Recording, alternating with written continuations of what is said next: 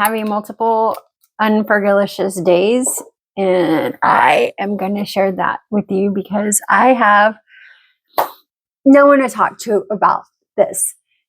Growing up, my parents always taught me that when you are going through something, especially in your marriage, that you don't tell people what is going on in your marriage, because yes, you and your husband or your wife may get into a fight, and then the next day you guys are better, and then you're going to make yourself look stupid by saying, oh, so-and-so loves me so much, he would never do this. And then your grandma is going to be in the background saying, oh, well, you just beat the crap out of her the other day, now they're so in love.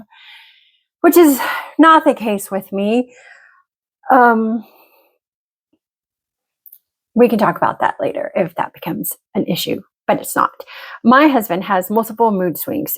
He has severe PTSD. He has severe depression and anxiety for things that he has chosen to do in his own life and actions that he has chosen to do in his own life, and the fact that he continues to not seek out help.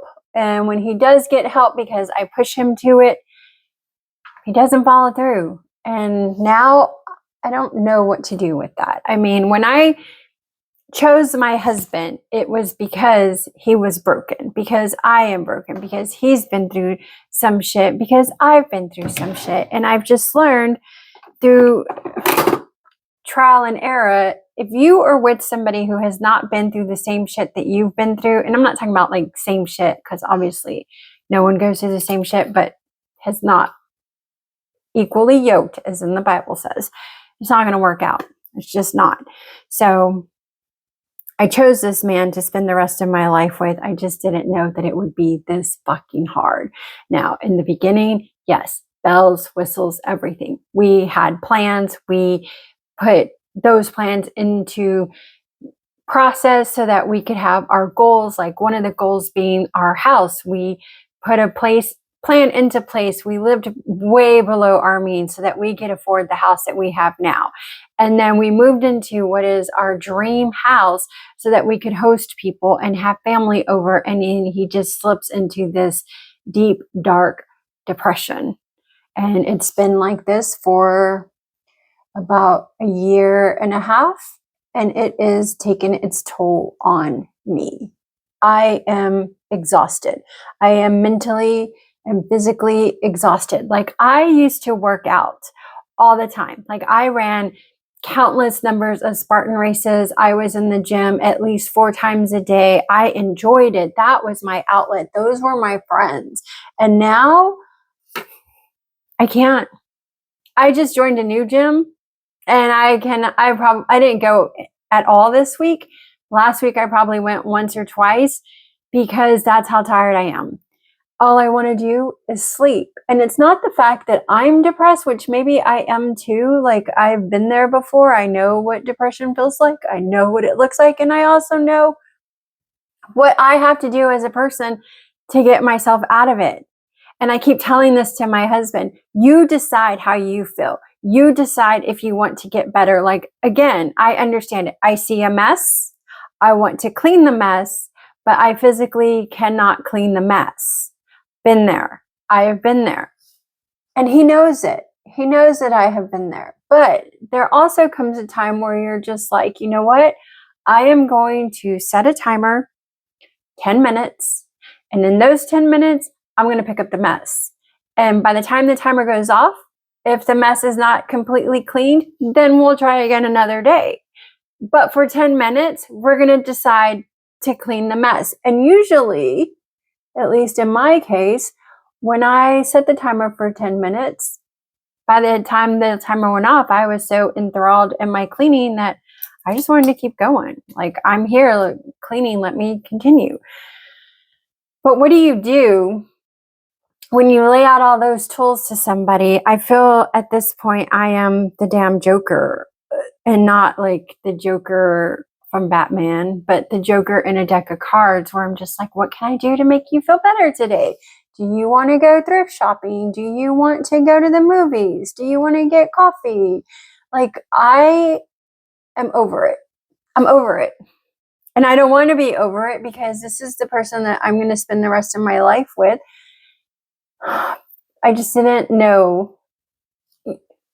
I know that marriage is hard. And if anyone tells you that marriage is not hard, they are lying to you, because it is hard.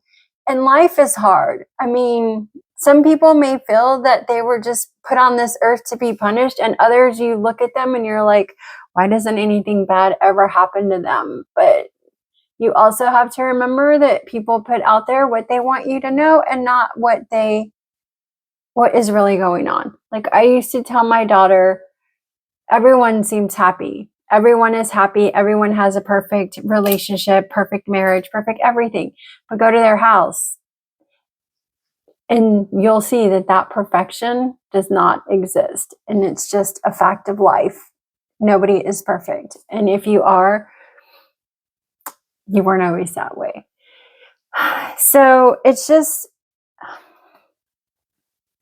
I am at the point where I just don't know what to do. I have no one to vent to. I have no one to talk to. Like, I used to talk to my daughter-in-law about it because who else is there? And I hate throwing up on her. And I always tell her, like, I am so sorry. I don't mean to throw up on you. That's not my intentions. It just doesn't. Sometimes you have to let your feelings out. More than once, you have to let your feelings out, because if you don't let your feelings out, those feelings are going to combust. And that's where I am today. I'm having an internal combustion because he is choosing to stay in this broken place no matter what I do. And it's the old saying, you can lead a horse to water, but you can't make that horse drink. But it's exhausting because, sir, I have given you everything. I have made a roadmap for you. We have gone to the mental hospital doctor. We have gone to therapy. We have done all the things. But he's not doing it. He don't care. And we go from bats of him yelling at me to bats of him crying to bats of him being normal to rinse and repeat. And I never know who I'm going to get at one point. I just don't know. Like, he could be good right now, but then in 10 minutes from now, he's not going to be good. He's struggling. And now I'm struggling because what do I do? What do I do? I've done everything. I don't have a magic wand to make him better. Like, he has to choose to do better. And I tell him this. And it doesn't matter what I say. Like, we'll have an argument over, I think you should do this. You know, you need to read a book. If you read a book, you'll feel better. It will give you an explanation to why you're feeling this way. You don't even have to read the damn book because we have audio books. He doesn't do it. He doesn't do it. Or if he admits that he did something wrong, like if he says, you know, I'm sorry I yelled at you because you didn't wash dishes. I don't take the trash out. He takes the trash out. I'm sorry I yelled at you because you didn't wash dishes. I'm sorry I yelled at you. And I'll tell him, like, it's not about washing the dishes. It's the manner that you said it. Like, you didn't have to yell at me. You could have just said, hey, when are you going to wash dishes? Or do you need help washing dishes or whatever?